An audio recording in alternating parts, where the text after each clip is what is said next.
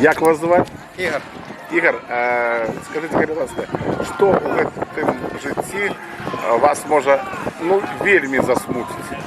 вельми засмутить. Ну так засмутить, як уже аж неможливо було тривати. Ну, як і у всіх людей, може засмутить здоров'я близьких. Так.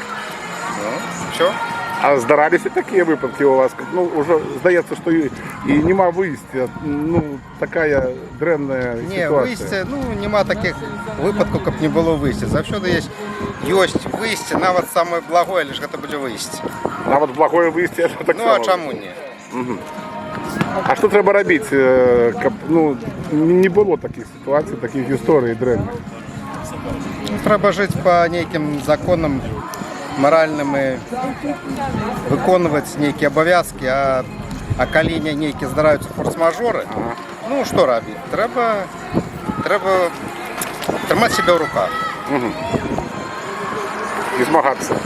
Ну, напевно, змагатися. Ну, як змагатися? В міру своїх сил, але що нам подуласно. Добре, дякую вам, Валерій. Нема за